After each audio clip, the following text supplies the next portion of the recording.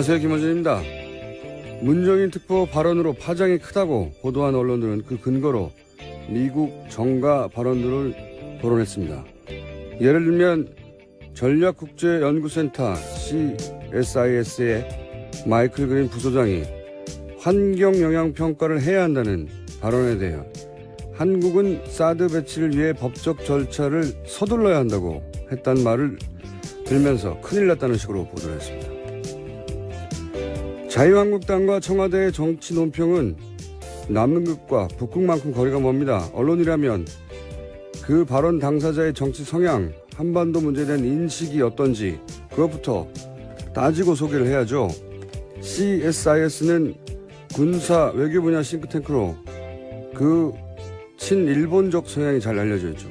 부소장인 마이클 그린은 일본어에 능통한 대표적 친일 전문가로 아베 정부가 표방하는 강경 대북 정책과 그 인식의 궤를 같이 하는 사람입니다. 한국 정부가 북한과 대화하면 북한의 미사일 능력만 키워줄 뿐이라고 하는 사람이고, 심지어 트럼프 정부는 북한을 선제 타격해야 한다고 주장한 사람입니다. 그 사람의 성향, 그 발언의 배경, 의도, 맥락은 최소한 짚어가며 호들갑을 떨어도 떨어야 하는 거 아닙니까? 워싱턴 소재 연구소 누가 사드 배치 빨리 하라는데 이거 우리 큰일 났다, 이런 식으로 보도할 거면 뭐하러 워싱턴까지 가서 한국 언론을 합니까? 그냥 일본 언론 하거나 미국 언론 하지. 김어준 생각이었습니다.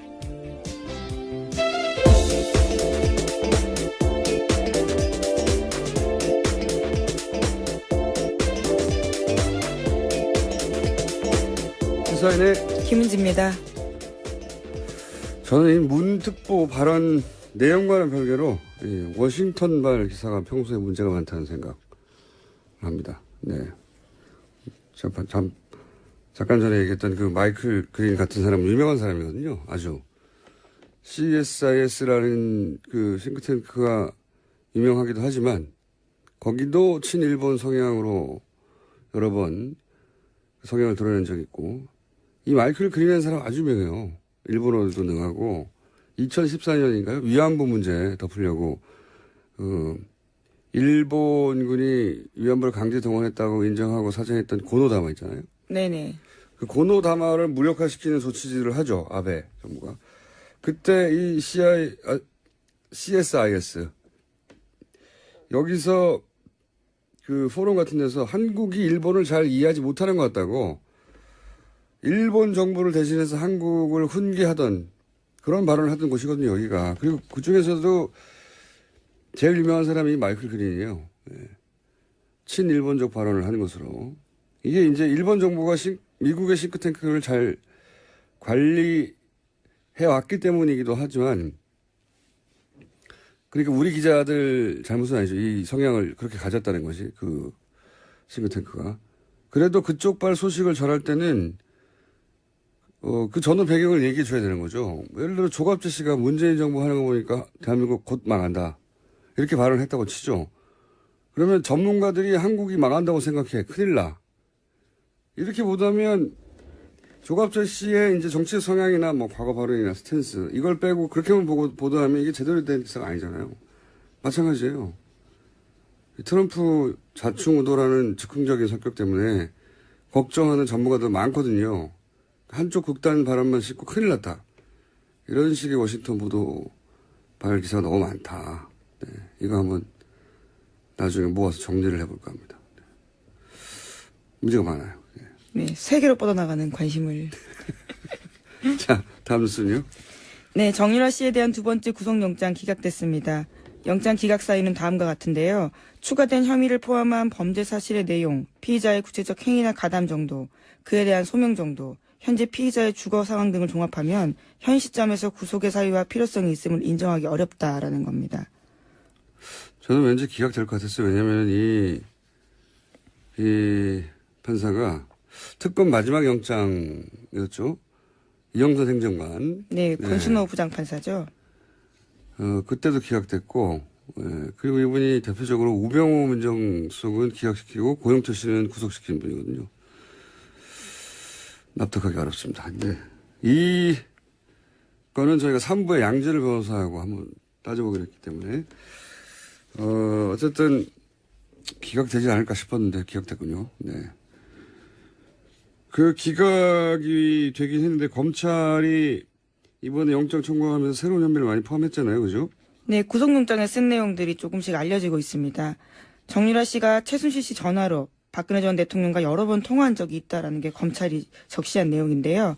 뿐만 아니라 최순실 씨 모녀 등이 삼성을 통해서 비덱스포츠로부터 1년 동안 받은 급여가 2억 9천만 원 된다라는 겁니다. 그 뇌물을 공유했다는 얘기고 돈 네. 얘기는. 또 하나는 여러 번 통화했다는 거는 원래 박근혜 전 대통령이 이제 초등학교 이후로 본 적도 없고. 그렇죠.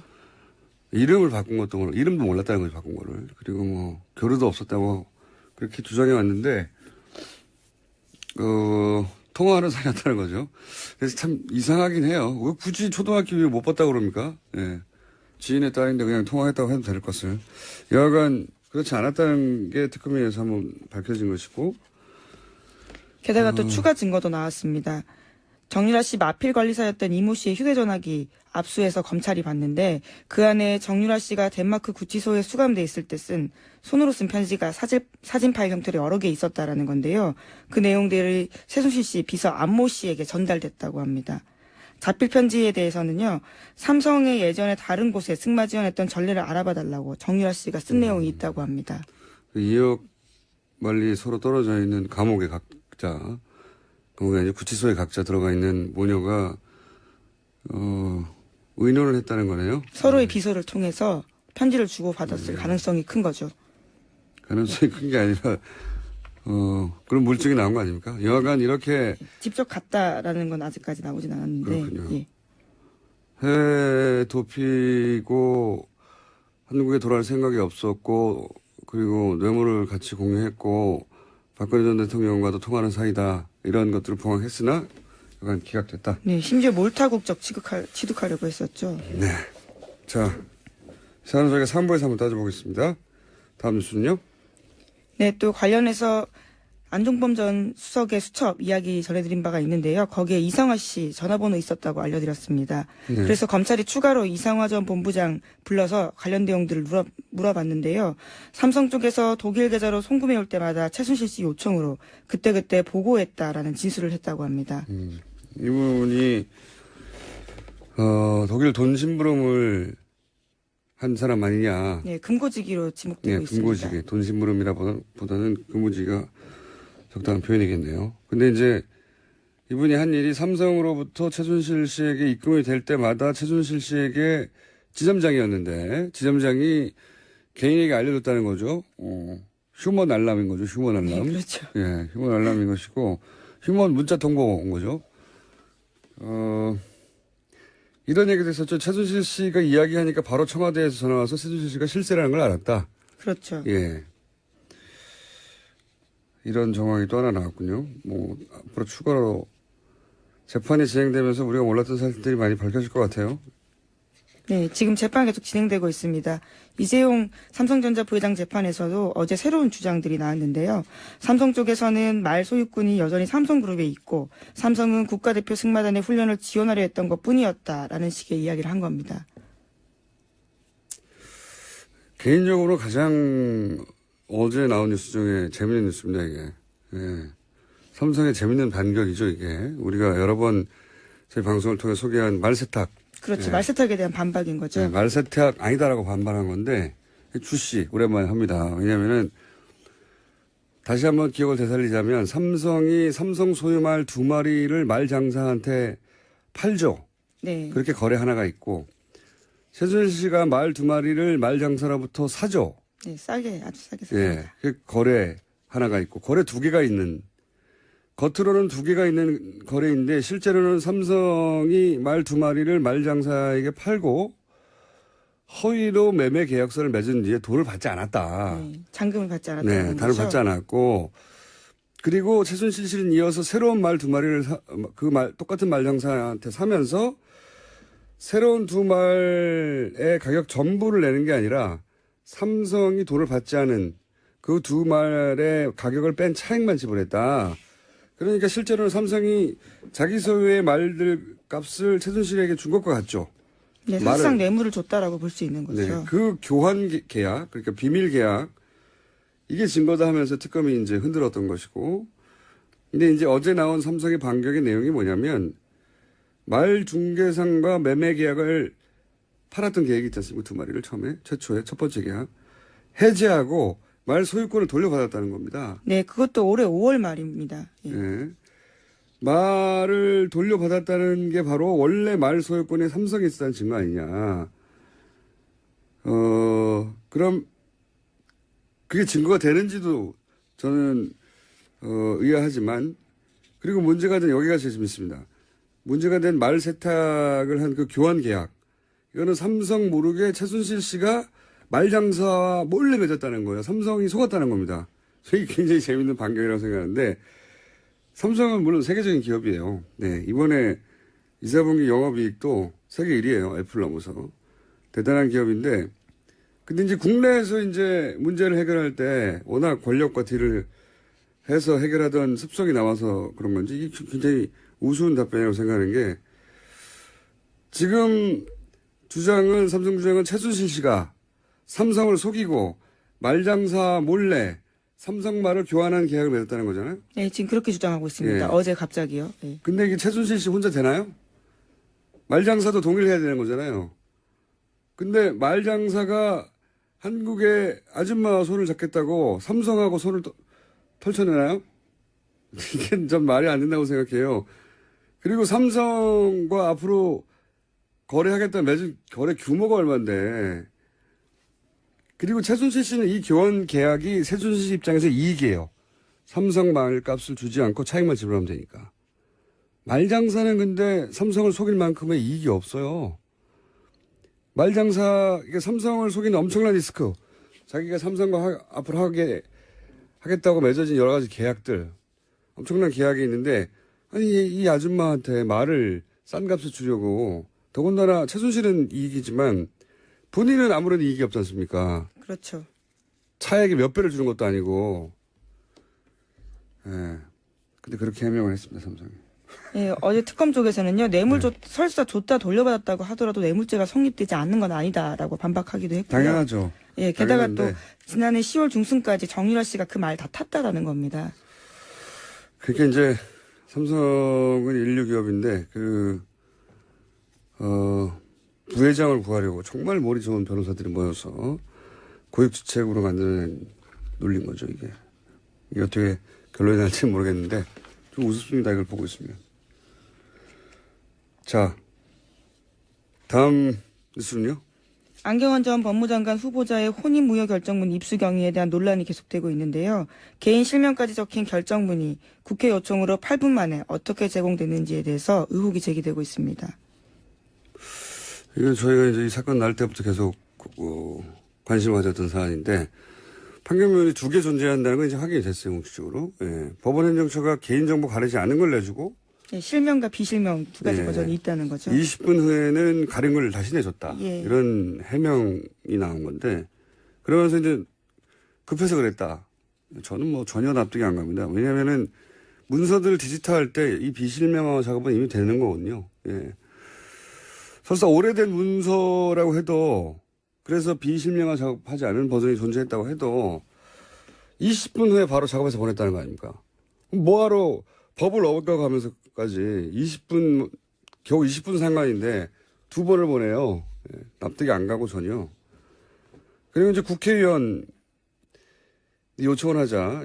이제 밝혀진 바로는 어제 주광덕 의원과 권성덕 의원으로. 네, 그렇죠. 주광덕 의원 한 분인 줄 알았더니 2분이에요. 예, 2분에게 각각 요청하자마자 6분, 8분 만에 자료를 보냈다는 거죠. 이게 결제 라인도 여러 번 거쳐야 되는 거거든요. 예, 통상 급하다 빨리 보내달라 그러면 다음날 정도에 보내주는데 6분 만에 보내줬다. 요청을 받고서야 결정했다고 보기 힘들다. 그러니까 이미 이야기가 된 후에 보낸 게 아니야 하는 이런 의문이 드는 대목이고, 이 두 의원을 모두 이제 언론사에 제공을 하지 않았다는 거잖아요, 이 파일을. 그렇죠? 네, 그렇게 주장하고 있습니다. 네. 그런데 그걸 떠나서 이제 이 파일이 법원에서 나온 지 겨우 2시간 남짓 지나고 나서 방송이 됐거든요. 근데 거기 보면 재연 방송도 있고, 어제 노회찬 의원도 저희 방송에 잠깐 얘기했지만 이 파일을 보면 받고 분석하고 전문가들 의견을 들어서 법적 문제를 피해가는 그런 고심이 있어요. 재연방송 만들고 그런 법적 자문 받고 방송을 하는 게 2시간 만에 불가능합니다. 어렵습니다, 굉장히. 그러니까 문서가 나온 것은 법원이지만 지휘자가 따로 있지 않았을까 하는 그런 냄새가 누군가 혹은 어떤 세력, 어떤 기관이 그림을 그리고 법원, 국회의원, 그리고 언론, 적절한 시점에 적절하게 배포하고 그리고 이제 그 그림에 따라 실행하는 어떤 전형적인 공작의 냄새가 저는 개인적으로 난다. 네. 그래서 이 사건을 계속 추적해 볼 필요가 있다. 단순한 사건이 아니라고 봅니다. 네. 자, 그건 여기까지 하고 몇 번 다뤘는데 다음 주 전할 시간이 됩니다. 네. 네. 어제 홍준표 전 경남도지사 발언도 논란이 되고 있습니다. 주사파 정권 오래가지 못할 것이다 라는 이야기를 한 건데요. 탄핵을 암시하는 발언입니다. 어차피 이 정권은 주사파 운동권 정부이기 때문에 국민들이 인식하게 되면 난 오래 못 간다고 봅니다 라고 말했습니다. 그제 최고위원 선거에 출마한 이철우 의원이 대통령 탄핵을 암시한 듯한 발언한 건데요. 비슷한 취지로 해석될 수 있는 말입니다. 네. 자유한국당의 이 돌파구를 대통령 탄핵으로 보는 것 같아요. 예. 그만큼 절박하다는 인식도 있는 거겠죠. 예. 지금 문재인 정부를 탄핵 정도 해야 본인들이 다시 영어로는 이분이 된다. 예. 지금 한 달 남짓 지났는데 탄핵을 얘기하면 누가 봐도 정상은 아니죠. 보수 지지자들이라 하더라도. 어쨌든 그쪽이 그만큼 절박하다고 해석할 만한 멘트들입니다. 이철우 의원뿐만 아니라 이제 홍준표 전 지사도 이런 얘기를 했으니 여러 사람이 할 공산이 크네요. 계속해서.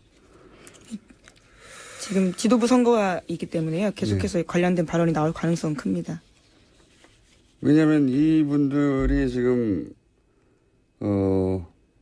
지도급 인사이기 때문에 자유한국당에 이런 인식을 하고 있고 이런 인식만 하는 게 아니라 공개적으로 발언을 하고 있고. 예. 자, 다음 순요. 원비어 씨 사망 소식을 접한 문재인 대통령은 안타까움을 표하면서 유족에게 조전을 보내 위로했습니다. 대통령 명의로 조전을 보내고 청와대가 공식 입장 낸 것은 이례적인데요. 한미 정상회담 앞두고 미국 내 여론을 감안한 대응으로 보입니다. 다만 청와대는 한미 정상회담 의대는 아니다라고 밝히고 있습니다. 당연히 의제는 아니죠. 북한이 한 일이니까. 예, 안타까운 일인데, 이 일로 이제 한미 회담의 주도권 잃지 않으려고 하는 액션이기도 한 거죠. 예, 조전을 보내는 것도. 외교의 일환이라고 봅니다. 자, 다음 뉴스는요? 네, 미국 소식입니다. 러시아 스캔들에 대한 질문이 따라다니자 백악관은 급기야 브리핑 취재 나가버렸습니다. 매일 오후 방송사들이 중계하던 정례 브리핑을 지난주부터 촬영하지 못하도록 한 건데요. 이에 CNN이 반발하면서 영상 녹화는 끄고 음성만 보내자 백악관은 오디오 중계마저 차단했습니다. 재밌습니다. 예.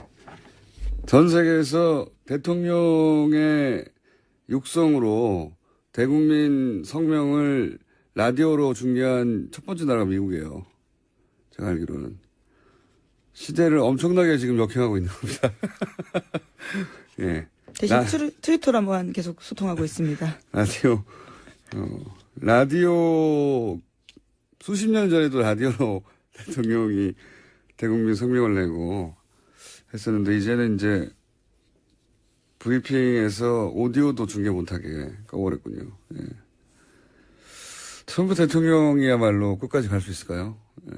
계속 얘기하지만 너무 이상한 일을 많이 하고, 물론 여기 트럼프 대통령이 하는 일을 잘한다고 박수친 사람도 미국에 있죠. 정반대로 이게 도대체 말이 되느냐고 하는 사람도 있고요. 예. 근데 그 중에서 북한에 관해서는 트럼프 대통령조차 김정은, 만나겠다고 하는데 선제 타격을 하라고 한 사람 말을 따서 문정인 특보를 공격하는 거예요. 너무 웃긴 거예요, 사실은. 근데 우리 모르잖아요, 잘. 자, 그래서 제가 워싱턴 발 뉴스에 문제가 많다고 하는 거고요. 누굴까요? 이 문서 유출이라기보다는 그림의 설계자는 검찰일 수도 있고요. 법원일 수도 있고요. 당사자들이니까 국정원일 수도 있습니다. 여기까지 해야 될 것 같습니다. 지금까지 시사인의 김은지였습니다. 감사합니다. 그동안 받은 급여가 2억 9천만 원 된다라는 겁니다. 그 뇌물을 공유했다는 얘기고 돈 네. 얘기는 또 하나는 여러 번 통화했다는 거는 원래 박근혜 전 대통령이 이제 초등학교 이후로 본 적도 없고 그렇죠. 이름을 바꾼 것도 모르고 이름도 몰랐다는 거지 바꾼 거를 그리고 뭐 교류도 없었다고 그렇게 주장해 왔는데 통화하는 사이였다는 거죠. 그래서 참 이상하긴 해요. 왜 굳이 초등학교 이후 못 봤다고 그럽니까? 예. 지인의 딸인데 그냥 통화했다고 해도 될 것을. 여하간 그렇지 않았다는 게 특검에서 한번 밝혀진 것이고. 게다가 또 추가 증거도 나왔습니다. 정유라 씨 마필 관리사였던 이모 씨의 휴대전화기 압수해서 검찰이 봤는데 그 안에 정유라 씨가 덴마크 구치소에 수감돼 있을 때 손으로 쓴 편지가 사진 파일 형태로 여러 개 있었다라는 건데요. 그 내용들이 최순실 씨 비서 안모 씨에게 전달됐다고 합니다. 자필 편지에 대해서는요. 삼성의 예전에 다른 곳에 승마 지원했던 전례를 알아봐 달라고 정유라 씨가 쓴 내용이 있다고 합니다. 2억 멀리 서로 떨어져 있는 감옥의 각자, 감옥에 이제 구치소에 각자 들어가 있는 모녀가 의논을 했다는 거네요. 서로의 비서를 통해서 편지를 주고받았을 가능성이 큰 거죠. 가능성이 큰 게 아니라 그런 물증이 나온 거 아닙니까? 여하간 이렇게 직접 갔다라는 건 아직까지 나오진 않았는데. 그렇군요. 예. CSIS 여기서 그 포럼 같은 데서 한국이 일본을 잘 이해하지 못하는 것 같다고 일본 정부를 대신해서 한국을 훈계하던 그런 발언을 하던 곳이거든요, 여기가. 그리고 그 중에서도 제일 유명한 사람이 마이클 그린이에요. 예. 친일본적 발언을 하는 것으로. 이게 이제 일본 정부가 미국의 싱크탱크를 잘 관리해 왔기 때문이기도 하지만, 그러니까 우리 기자들 잘못은 아니죠. 이 성향을 그렇게 가졌다는 것이 그 싱크탱크가. 그래도 그쪽 발 소식을 전할 때는 그 전후 배경을 얘기해 줘야 되는 거죠. 예를 들어 조갑재 씨가 문재인 정부 하는 거 보니까 대한민국 곧 망한다. 이렇게 발언을 했다고 치죠. 그러면 전문가들이 한국이 망한다고 생각해. 큰일 나. 이렇게 보다면 조갑재 씨의 이제 정치 성향이나 뭐 과거 발언이나 스탠스 이걸 빼고 그렇게만 보도하면 이게 제대로 된 기사가 아니잖아요. 마찬가지예요. 트럼프 좌충우돌하는 즉흥적인 성격 때문에 걱정하는 전문가들 많거든요. 한쪽 극단 발언만 싣고 큰일 났다. 이런 식의 워싱턴 보도 발 기사가 너무 많다. 네, 이거 한번 나중에 모아서 정리를 해볼까 합니다. 네. 문제가 짚어가며 호들갑을 떨어야 하는 거 아닙니까? 워싱턴 소재 연구소 누가 사드 배치 빨리 하라는데 이거 우리 큰일 났다. 이런 식으로 보도할 거면 뭐하러 워싱턴까지 가서 한국 언론을 합니까? 그냥 일본 언론 하거나 미국 언론 하지. 김어준 생각이었습니다.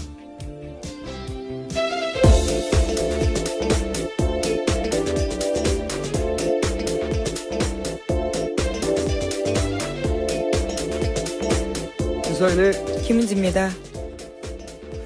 저는 이 문특보 발언 내용과는 별개로 워싱턴발 기사가 평소에 문제가 많다는 생각을 합니다. 네. 잠깐 전에 얘기했던 그 마이클 그린 같은 사람은 유명한 사람이거든요. 아주. CSIS라는 그 싱크탱크가 유명하기도 하지만 거기도 친일본 성향으로 여러 번 성향을 드러낸 적이 있고 이 마이클 그린이라는 사람 아주 유명해요. 일본어도 능하고 2014년인가요? 위안부 문제 덮으려고 일본군이 위안부를 강제 동원했다고 인정하고 사정했던 고노다마 있잖아요. 네네. 그 고노다마를 무력화시키는 조치들을 하죠. 아베 정부가. 그때 이 시야. 네, 세계로 뻗어나가는 관심을. 자, 다음 뉴스는요. 네, 정유라 씨에 대한 두 번째 구속영장 기각됐습니다. 영장 기각 사유는 다음과 같은데요. 추가된 혐의를 포함한 범죄 사실의 내용, 피의자의 구체적 행위나 가담 정도, 그에 대한 소명 정도, 현재 피의자의 주거 상황 등을 종합하면 현 시점에서 구속의 사유와 필요성이 있음을 인정하기 어렵다라는 겁니다.